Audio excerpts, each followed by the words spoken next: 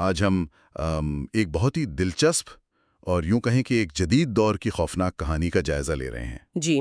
ہمارے پاس دا گوشلی ڈائل، دا fatal forward نامی ایک کہانی کے کچھ حصے ہیں۔ اور ہمارا مقصد صرف کہانی سنانا نہیں ہے۔ نہیں، بالکل نہیں۔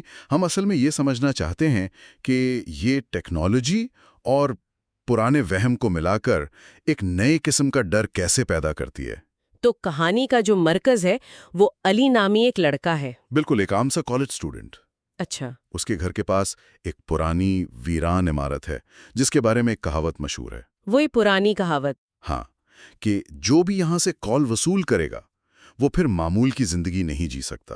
ظاہر ہے علی ان باتوں پر یقین نہیں کرتا، لیکن یہیں سے کہانی ایک بہت دلچسپ موڑ لیتی ہے۔ جی، ایک رات اسے ایک نامعلوم نمبر سے کال آتی ہے جسے وہ مس کر دیتا ہے، اور یہیں سے سب شروع ہوتا ہے۔ مجھے یہ بات بہت کمال کی لگی کہ خوف کی شروعات ایک مسڈ کال سے ہوتی ہے، مطلب ایک ایسی چیز جو ہم سب روزانہ، بالکل، جو کہ بہت ہی عام بات ہے۔ ہاں، بہت عام بات ہے۔ تو ایک عام سے واقعے کو خوف کی بنیاد کیوں بنایا گیا؟ اس کا کیا اثر ہوتا ہے؟ دیکھیں، یہی تو اس کہانی کی سب سے بڑی طاقت ہے۔ یہ خوف کو ہماری حقیقت میں یوں کہیں کہ پیوست کر دیتی ہے۔ صحیح۔ ایک مسڈ کال اتنی عام بات ہے کہ ہم اس پر دھیان بھی نہیں دیتے، لیکن جب یہی عام سی چیز غیر معمولی واقعات کا سبب بنتی ہے تو ہمارے لیے حقیقت اور وہم کے درمیان فرق کرنا مشکل ہو جاتا ہے۔ بالکل۔ یہ سننے والے کو یہ سوچنے پر مجبور کرتی ہے کہ یہ تو میرے ساتھ بھی ہو سکتا ہے۔ اور پھر رات 2:47 پر دوبارہ کال آتی ہے۔ جی۔ اس بار دوسری طرف سے ایک ٹھنڈی آواز آتی ہے جو کہتی ہے، علی، تم ہمیشہ کالز مس کر دیتے ہو۔ اچھا، اس جملے کو تھوڑا کھولتے ہیں۔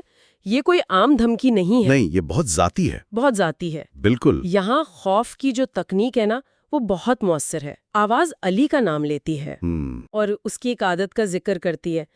اس سے یہ خوف ذاتی بن جاتا ہے۔ یہ کوئی عام بھوت نہیں، یہ کوئی ایسی چیز ہے جو اسے جانتی ہے۔ اور جب علی پوچھتا ہے کہ کون ہے تو آواز کہتی ہے، میں وہ ہوں جو تمہاری پہلی کال سے پہلے بھی یہاں تھا۔ یہ جملہ، یہ خوف کو ایک لمحے سے نکال کر ہمیشہ کے لیے پھیلا دیتا ہے۔ اور اس کے بعد جب علی اپنی کال ہسٹری دیکھتا ہے تو وہاں کچھ نہیں ہوتا، کوئی ریکارڈ نہیں۔ یہ وہ لمحہ ہے جہاں کہانی حقیقی دنیا کے اصول توڑ دیتی ہے۔ اب یہ صرف ایک ڈراؤنی کال نہیں رہی۔ اب ٹیکنالوجی خود حقیقت کو بدل رہی ہے۔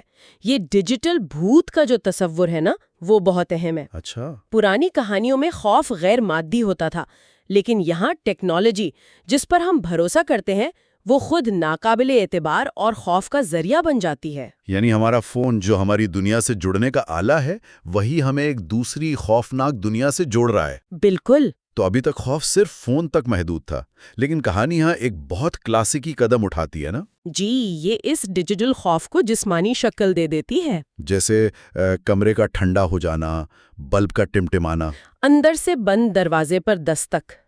یہ خوف کی شدت کو بڑھانے کا ایک بہترین طریقہ ہے۔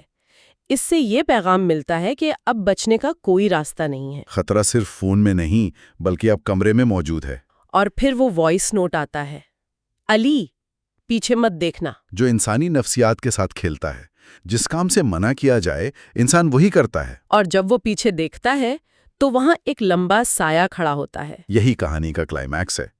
وہ سایہ علی کی طرف بڑھتا ہے اور اس کے فون پر لکھا آتا ہے، لاسٹ کال ایکسپٹ۔ اور جب وہ کال قبول کرتا ہے تو کان میں ایک سرگوشی ہوتی ہے، اب تمہاری باری ہے کسی اور کو کال کرنے کی۔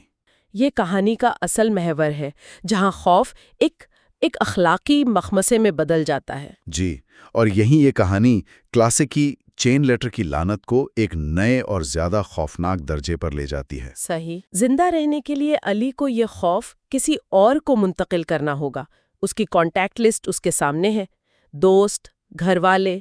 اسے اپنی جان بچانے کے لیے کسی اور کو خطرے میں ڈالنا ہے، یعنی اب وہ صرف شکار نہیں بلکہ شکاری بننے پر مجبور ہے۔ وہ ایک نمبر چن کر کال فارورڈ کر دیتا ہے اور سب کچھ معمول پر آ جاتا ہے۔ ہاں، ایک دم سے۔ اگلی صبح اسے لگتا ہے کہ شاید یہ ایک برا خواب تھا، لیکن پھر اس کے دوست کے فون پر ایک نامعلوم نمبر سے کال آتی ہے۔ تو یہ سلسلہ ختم نہیں ہوتا، بس آگے بڑھ جاتا ہے۔ اور یہ اختتام اس لیے زیادہ خوفناک ہے کیونکہ یہ دکھاتا ہے کہ یہ لعنت ایک وائرس کی طرح ہے۔ ہاں، جو ہمارے سوشل نیٹ ورکس کے ذریعے پھیلتی ہے، کوئی بھی محفوظ نہیں ہے۔ اور یہی وہ آخری سوچ ہے جو یہ کہانی ہمارے لیے چھوڑ جاتی ہے۔ اگر کسی کو اپنی جان بچانے کے لیے یہ انتخاب کرنا پڑے تو وہ اپنی کانٹیکٹ لسٹ میں سے کس کا نام منتخب کرے گا؟ یہ سوال اس کہانی کے خوف کو بہت زیادہ ذاتی اور حقیقی بنا دیتا ہے۔